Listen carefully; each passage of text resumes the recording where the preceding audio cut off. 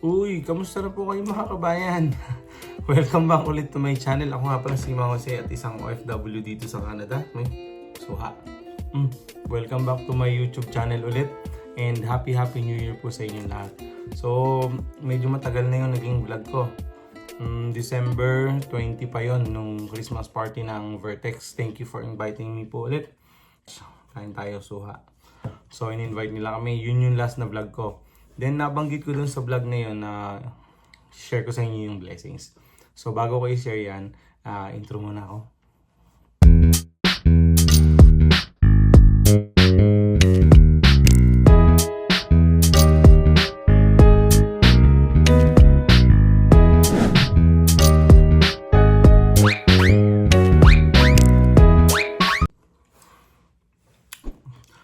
Welcome back. Tamis ng suha. Nung bagong taon pa to. Pero ganun pa man, tigil muna tayo kumain. Tigil muna ako kumain pala. Yeah. So, maraming ganap, maraming inatinan. Kaya hindi ako nakapag-gawa ng vlog. Kasi activities sa mga bata, mga attend kami ng Christmas party, sa trabaho, sa kakilala, sa mga kung sino pa mga nag-invite. Thank you sa inyo lahat. And dun sa mga Christmas party ni Nay, I love you much. Salamat po.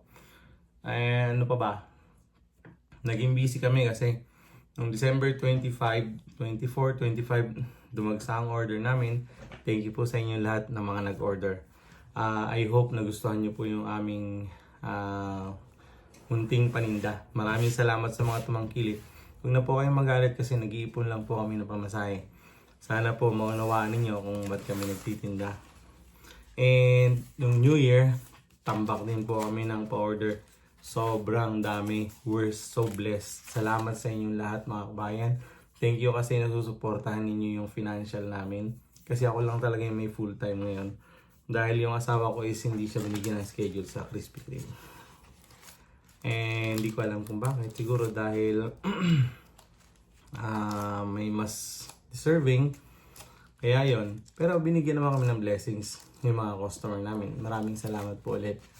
So, babanggitin ko nga pala yung blessings na binigay sa akin simula nung December pa lang 2024 hanggang dumating yung taon ng January 2025. So, first, naka-receive na po kami ng Canada Child Benefits. So, hindi naman siya retro kasi ang retro is applicable daw pala yan sa mga PR, sa landed PR or yung family na naging PR na dito na sakalang nag-apply ng Canada Child Benefit. 8 weeks lang na-approve kami kaya nakatanggap kami ng for 2 months. So thank you Canada. Ulit thank you. Salamat kasi kahit pa paano naiibsan yung hirap namin. Hirap kasi syempre kailangan namin mag-ipon dahil nga 3 months na lang po kami dito sa Canada. Ang last work permit ko po is until April na lang. So, January, February, March ko. Kailangan April naka-ready na kami to go. Kaya naman ang ginagawa ko ngayon is todo, alam mo na, ipon, tabi. Second, salamat sa lahat ng mga YouTube subscriber. Mga mahal kong subscriber, maraming salamat po sa inyo. Sa mga hindi nag-skip ng ads, sa mga nanonood ng video ko, sa lahat ng mga bagong subscribers, sa lahat ng mga bagong nakakakita sa channel ko, please don't forget to subscribe. And share nyo na rin po kasi it's a real life story ng temporary foreign worker dito sa Canada yung content ko. Walang halong keme, walang halong kung ano-ano pa man, drama or sugarcoat. Real talk, yun lang po. Kasi hindi madali ang buhay sa Canada, tapos sinasabi nila, ba't nandiyan pa kayo sa Canada? Maganda kasi ito sa future ng bata. Hindi na para sa amin. Siyempre, hindi naman namin nahayaan na maghirap din yung mga anak namin. So, yung pangalawa is, sumahod na po ang inyong lingkod sa YouTube. At nai-deposit na po siya noong January 2. Yan po. And may balance pa yan. Kasi nag-cut off. Hindi nasama yung nakaraang bago mag January 1 hanggang nitong mga nakaraang araw. So meron pang remaining na almost $200 yung natira. Yan. So, yan yung i-generate pa natin sa buong. More than $900 na kinita ko sa YouTube. Nabawasan lang ng tax ng $25. Kaya bumaba. Pero okay lang. Still blessed. Salamat. O, di ba? Kaya nga dun sa lahat ng mga tawag dito, sa lahat ng mga content creator, yung tinatangkilik ng mga viewers kasi yung iba nakakatawa, nakalis ng stress, yung iba naman kumukuha sila mga idea or mga experiences na isinishare nila sa buhay nila. Mga maliliit na katulad kong content creator na nagsishare lang ng buhay, may mga nagsusubaybay na kapwa natin Pilipino na nandito na gustong malaman yung sitwasyon nila, lalo na ngayon kasi mahigpit yung RICC. Kung saan man dalhin ng tadhana or lugar yung ibibigay sa amin ng Panginoon, let's see, ganun na lang, bahala na. Hindi ko alam pero sa totoo lang nakaka-stress. Alam mo yung nai-stress ka mag-isip kasi wala na kaming babalikan sa Pinas. Alam ko marami sa mga Pilipino yung katulad ko na may mga nagsanla ng bahay or nagbenta ng ari-arian para lang makarating dito sa Canada. Tapos, yung wala nang babalikan, alam niyo yun. Kaya mayroong mga nakauwi na, mayroong mga nandito pa, na katulad ko na paubos na ang visa, mga pauwi na. So, sila yung, alam mo yung ramdam ko sila. Pareho kami ng nararamdaman, niisip. Pero meron din namang mga Pilipino na nagpunta rito na well prepared kasi hindi talaga kami handa. Una-una sa lahat yung pagpunta namin dito utang eh. Hindi kasi wala kaming pera sa totoo lang. So isa kami doon sa mga talagang nag-aalala ng pag-uwi namin. Although may bahay naman kami sa Isabela, may bahay ang mama ko sa Isabela. Actually, nung nasa Mangawa ko, napagawa ko talaga yun. Naumpisahan kong pagawa yung bahay na yun. Mabuti na lang talaga. Kasi wala na kaming uuwian sa lugar ng asawa ko. Alam niyo yun. Hindi ko na-share, baka mag-iyakan pa tayo. Basta, ang ano lang is, ramdam namin yung mga kapwa naming Pilipino na meron kaming same na situation kasi mahirap magsimula ulit, lalo pat bit na namin yung family namin dito. Sinasabi nila hindi kasi wise na pumunta kayo dito tapos kuhanin nyo kaagad yung pamilya nyo. Madali kasi sa inyo sabihin yan eh, yung totoo lang, no? Marami sa inyo nagsasabi na dapat nag-PR ka muna bago mo sila kuhanin. From 2017, magkakahiwalay na po kami yan.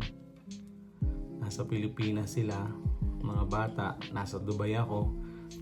Tapos nagsama kami ng saglit lang, nagmakaulit ako. Asawa ko nasa Thailand naman, nasa Pilipinas naman yung mga anak ko. Yung isang anak kong babae, nasa Antipolo. Yung isang anak ko namang lalaki, nasa Bulacan. Tapos sasabihin nyo sa amin na dapat hindi kami magsama-sama. Madali kasing sabihin sa inyo yan, pero sa amin mahirap sobra. O alam nyo lang. So nangarap kami, pinagdasal namin na makarating dito kasi yun lang yung lugar kung saan pwede kami magsama-sama ulit.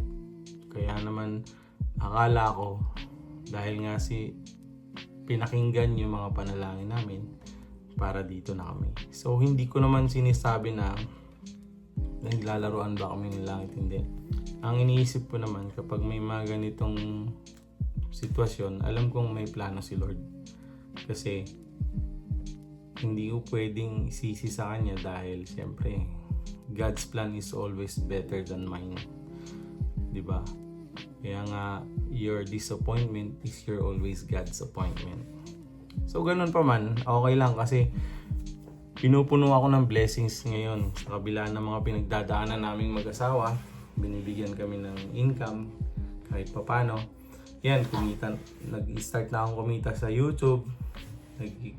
Nag-uumpisa ng pumasok yung mga earnings ko.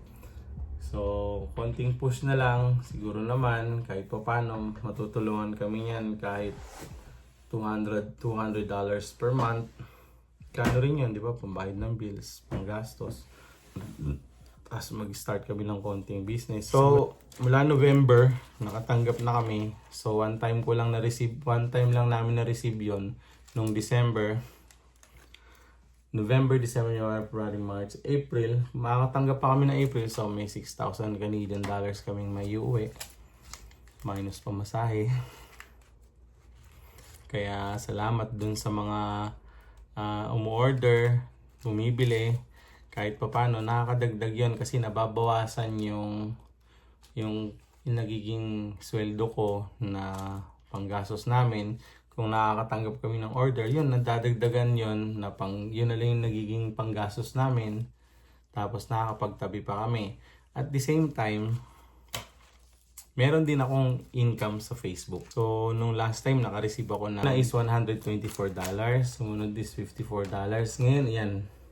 Di ba? Not bad.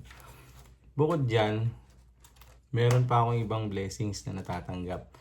Kasi, lahat ng tips ko, tsaka lahat ng nakakalakal kong recycle, kahit pa paano, nagdadagdag sa akin yun ng pera. And, not bad kasi, kahit pa paano, naitatabi ko naman, magkano rin to sa peso. Tingnan nyo. O, diba?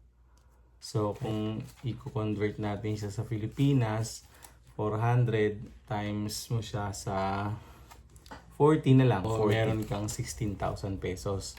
Kaya naman, ang inyong lingkod, dahil may puhunan na, so, plano ko ngayon magtinda sa Facebook ng sneakers, or mga clothing, at kung ano-ano pa. So, gagawa ako ng Facebook account.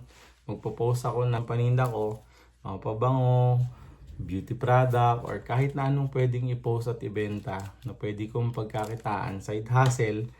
Ilalagay ko ngayon dito sa link below. So, kapag ready na siya, i-edit ko na lang, and then just click the link below para ma-direct kayo dun sa Facebook page na pwede akong mag-post ng paninda. So, I hope na sana in that way matulungan nyo pa rin kami kahit wala na kami dito sa Canada. So, ganon. So, yun lang. So, sinare ko lang sa inyo yung mga blessings na natatanggap namin. Umaasa pa rin ako na by February or by March, magkaroon pa rin mga pagbabago or update tungkol dun sa kung talagang nirenew man kami ng employer namin. Hopefully, kung talagang na-renew kami, kahit pa paano may chance kami ma-extend. Hopefully, ma-extend. Kung ma-extend, yun lang, masaya na ako. Makakaipon kami kahit pa paano. Kung talagang ayaw na sa amin ng Canada, uuwi naman talaga kami. Kaya dun sa mga haters, uuwi po kami, huwag kayong mag-alala. Ang importante lang kasi para sa akin, yung magkakasama kami pare-pareho. Ayoko na kasing magkahiwalay-hiwalay pa ulit kami. Lalo pa at nag-matured na yung mga bata. Gusto kong mabantayan sila hanggang sa paglaki. Ayoko na sana na magkakalayo. Kung pwede lang. So, yun lang. Na-share ko lang sa inyo. Medyo malungkot lang kasi nga malungkot na masaya. Pero yun yung reality. Sa lahat ng mga nanonood ulit, maraming salamat. And don't forget to click the subscribe button and share. Huwag niyo pong skip yung ads. Big help po yan para sa amin. Again, Happy New Year and thank you. God bless you all.